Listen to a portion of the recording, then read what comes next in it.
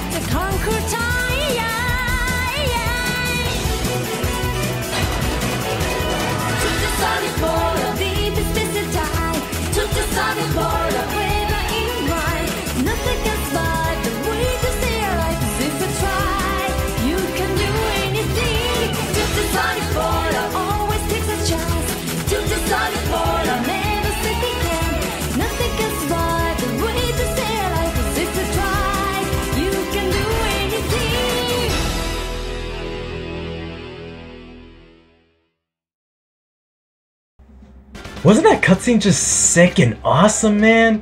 This is the first Sonic game to incorporate cutscenes in a Sonic game, and that's interesting considering the fact technology back then wasn't really that well suited for that, but that was what the Sega CD was capable of, so Sega knew what was up at the time. They were ahead of their time, honestly, back in the day. But moving on to Palmtree Panic Zone 1, the very first zone of the game. And another interesting thing too, this game has two different soundtracks. One for the US, one for Japan. Some of you might have caught wind of that, and oh, thank God. This is the Japanese soundtrack, obviously. I mean, the US has some good songs. Don't get me wrong, Sonic Boom is a good one. And some of the stages, the US version of Stardust Speedway's Metal Sonic Battle. I mean, yeah, the US soundtrack does have good songs, but the Japanese one definitely beats it by a mile. In my opinion, at least, it does. So sorry, US fans, but Japan knew how to... Well, I mean, the US does, but the Japanese score was... It was better than the US one, let's be real here. Alright. Let me drop some knowledge on what the story is going on in this game. There's a planet called Little Planet that's said to appear over Never Lake 1 month every year.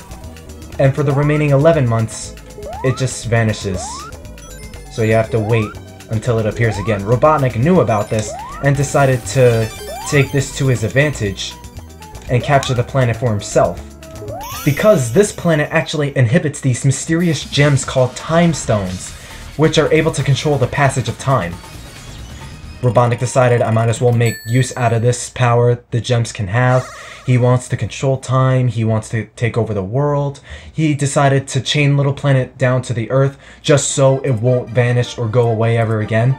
And he's trying to create his own fortress out of the planet, which is no good.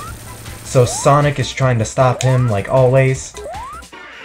And the timeline where this takes place is kind of interesting because this game was developed before Sonic 2, but it came out after Sonic 2. I like to think the events of this game happened after Sonic 2 because, Tails is playable for one thing in this game, and I think the release dates just sit comfy for me, so I like that. But that's just me. You can do whatever you want, however you want to depict how the timeline is. But for me, this game takes place after Sonic 2. And there are two ways to actually stop Robotnik and 100% this game. For one thing, like I'm doing right now, I'm trying not to touch the water for one thing. Oh, I could have jumped higher than that there. Alright, let me try and get this first. There we go.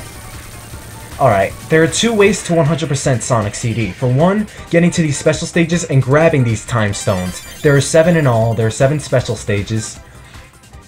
And just like Sonic 1 and Sonic 2, you do need 50 rings to get to this special stage. But just like Sonic 1, not Sonic 2, you gotta get to the end of the zone and jump through the giant gold ring. They're pretty much bringing that back. And you can take out those UFOs and get the time stones, get all 7, and you're pretty much good. Or you could explore throughout the level and destroy those robot generators, that generator I destroyed previously. And I'm thinking, for now, I'll destroy some of the generators, but... okay. Here's what I'm gonna do. Gain momentum. Or just completely lose it, because I think me going uphill there made me lose all that momentum. You can destroy those generators, like I said. There are also Metal Sonic holograms throughout the level, though they're not crucial to 100%ing the game. The generators are. But what destroying those holograms do is... Ooh. I think I got an extra... Yeah, I did. I got 50,000 points. What those do is they basically destroy most of the enemies in the stage and make it easier for you to progress. Alright, I'm trying to think. Where would be a good spot for me to gain speed and momentum? The gimmick of this game is time travel. This is the first Sonic game to incorporate time travel. Those posts you saw me go through, past, future, I'm trying to go back into the past, because those are the only way you could destroy the generators and the Metal Sonic holograms. So I'm trying to figure out a solid place in doing so. This might be a good spot. Oh yeah, I'm doing this. But what I'm gonna do first is... Alright, just like Sonic 2 is... Sonic can do the spin dash, though it's significantly nerfed from Sonic 2. It doesn't go as fast or as far as it used to, so they had to botch it down a little because it was overpowered. Let's not lie to ourselves here. Oh, I could have gotten it right there if I just went to the right more. Would have been done with this level already. Alright, there we go. And now we created a good future for Palmtree Panic. If you destroy both generators in both zones... Alright, let me explain for a second. What would normally be called an act in this game is actually called a zone. And what would normally be called a zone in this game, like Green Hill Zone, Chemical Plant Zone, Marble Garden Zone, they're actually called rounds. So yeah, it's a little bit weird, it's a little bit different, but it's whatever. And we're gonna move on to the next special stage.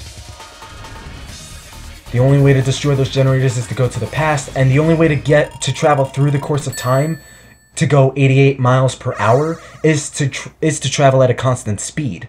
You can't stop at all. Once you stop, you gotta find another post and do that all over again. And it can get annoying, quite frankly.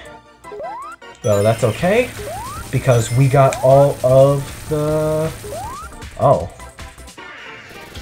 I got speed shoes from the blue one. Whoops. Because we got all the generators from Palmtree Panic. There are 7 zones total in this game. Just an extra shy from Sonic 1. And you could tell the graphics, art style, the colors, they're more reminiscent to Sonic 1 than Sonic 2. And that just goes to show this game was in development before Sonic 2 was. And the thing about this stage is, yeah, you gotta destroy these UFOs, but you do not want to touch the water because it doesn't hurt you, but your timer goes down significantly faster if you actually do manage to go in the water. Like, it shoots down like crazy. Okay. I'm gonna go back here, slow my momentum down, hit this, just to make sure I could get easier traction. Or maybe I could just go this way? Yeah, this'll work. Just standing on top of water like Sonic is Jesus Christ himself. Look at this man! But unfortunately, because these are time stones and not Chaos Emeralds, Super Sonic is not obtainable in this game. Unfortunate, but it can't be helped. 2 time stones down, 5 to go. And there are 3 zone/3 acts in this game, just like Sonic 1, instead of 2 zone/2 acts like Sonic 2 had. But here we have the good future of Palmtree Panic. And you can tell everything's a lot more colorful, vibrant, the music's even cheerier. It's just great, man. And if we get all the time stones, we don't gotta worry about the generators. We could just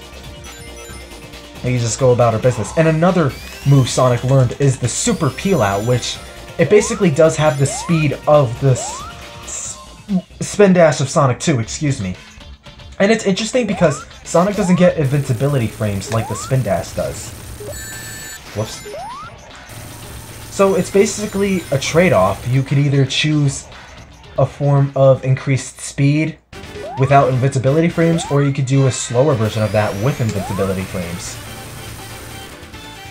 So that's interesting, but I'll go over more about this game in the next episode. Thank you guys for watching, and I'll see you all in the next zone.